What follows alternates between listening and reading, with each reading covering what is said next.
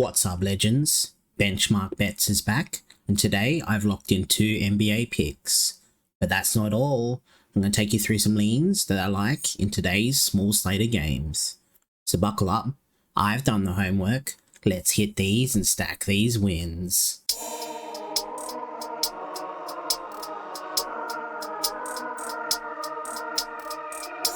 So, before we jump into today's picks, let's do a quick recap of yesterday's NBA picks.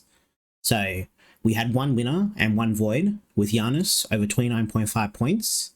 That one definitely got a little dicey towards the end, but he cashed it halfway through the fourth quarter. And then we had Kate Cunningham, who got ruled out before the game, so that one ended up being a void. Now onto the premium side, it was a solid day, with 2 winners and 1 loser, finishing 2.17 units in the positive. If you want access to the premium picks, head over to the Discord server. Link will be in the description below. Alrighty, let's get into today's picks. So for the first pick, sticking with the Pacers and the Hornets game, and I'm going with Colin Sexton over 13.5 points, and here is why. So for the season, he's over this line in 19 out of 29 games, averaging 15.3 points. It's already solid, but here's where it gets better. So Brandon Miller is back today, and also the Pacers give up the 6th most points to primary ball handlers. So when you factor those two things in, he's over this line in 2 out of 4 games, still averaging 15.3 points. So when Miller's back, doesn't affect Sexton's output, as he is the main guy for the second unit. This one is a good spot for Sexton to go over. So for the second pick, I'm heading to the Bulls and the Heat game, and I'm liking Tyler Hero for 20 points. So at the moment, some bookies have 20, some bookies have 20.5. However, I like both spots. So for the season, he's over this line in 6 out of 7 games, averaging 22.3 points and 16.3 field goal attempts. So pretty much he shoots this and always has exactly the same amount of minutes and is very, very consistent with his points. So I'm definitely liking this. So for the matchup, he does like to score from spot-up opportunities and also from transition plays, where the Bulls are pretty average at defending both of those. So I could definitely see Tyler Hero going over his points line today. Could even see a 25-point spot if the odds are worth it. So that's pretty much it for the 2 picks. Now let's go through some leans that I'm liking. So heading back to the first game, the Pacers and Hornets, and I'm going with Musa Diabate over 11.5 rebounds. So the hit rate doesn't look the best with this one. However, he is the main center, as both Kalkbrenner and also Mason Plumlee are both out for this game. So he should definitely see the minutes. Not only that, over the last 15 games, the Pacers are giving up the most rebounds to opposing centers. So when you do factor those things in, he is over this line, only over this line in 1 out of 4 games, averaging 12 rebounds though. However, it's not about the hit rate, it's about the matchup, and it's a very soft matchup for him. So I can definitely see him getting over 11.5. Also, being plus money, even better to take it. If you wanted a alternative, his points and rebounds opportunity will be much better. Like I was saying before, the Pacers give up the 5th most points in the paint and also obviously the most rebounds. So I can definitely see him getting busy in the paint, as he does score 97% of his points there.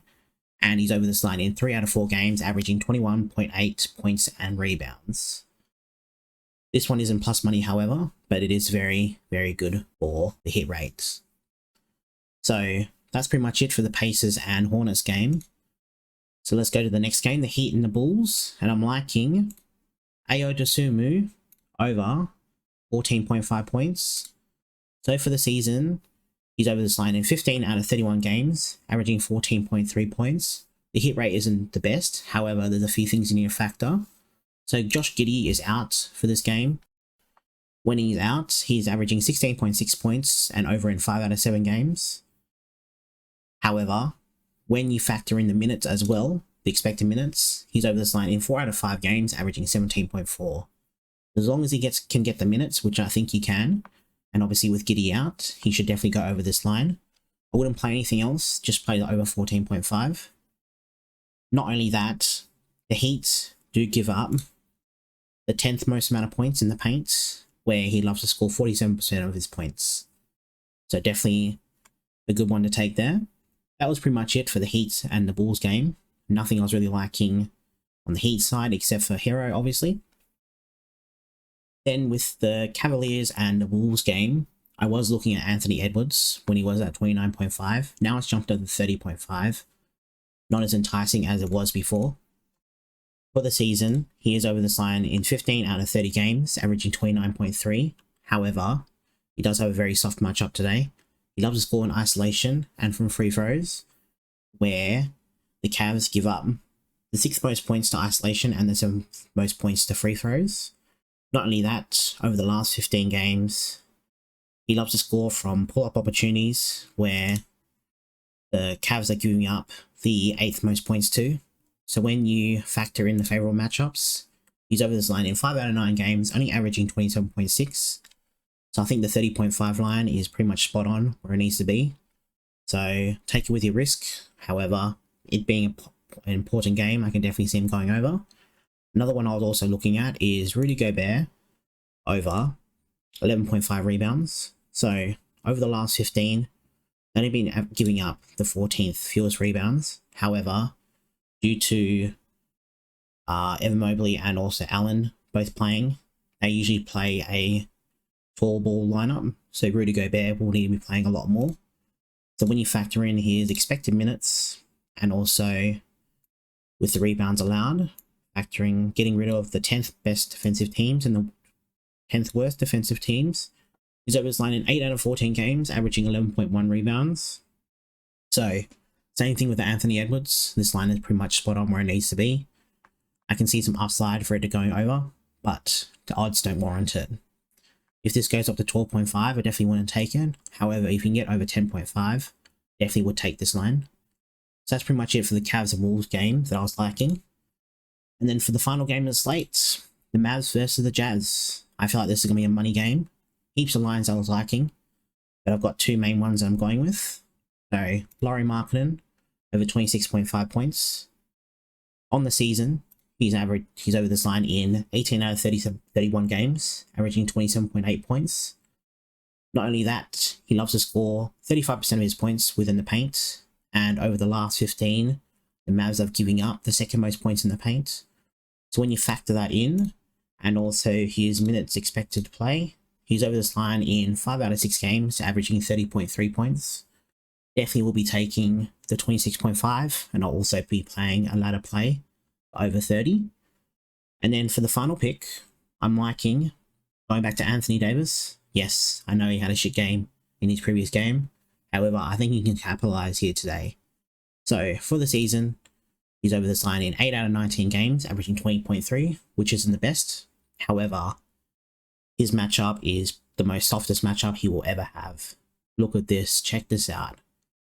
Every single area where Davis loves to score, they pretty much give up points in all of these areas. So, I was looking at his minutes expected and also them giving up the most amount of points in the last 15. So when you factor both these things in, he's over this line in 3 out of 4 games, averaging 28 points. So as long as he can have a much better shooting performance than he did against the Kings, he should definitely go over this 24.5. Could even see a 30-point play here. So that was pretty much it for all the picks and leans. If you're enjoying the content, smash the like button and subscribe if you haven't already.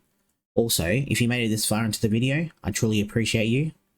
The watch time helps with YouTube's algorithm to get this video out to more people like you.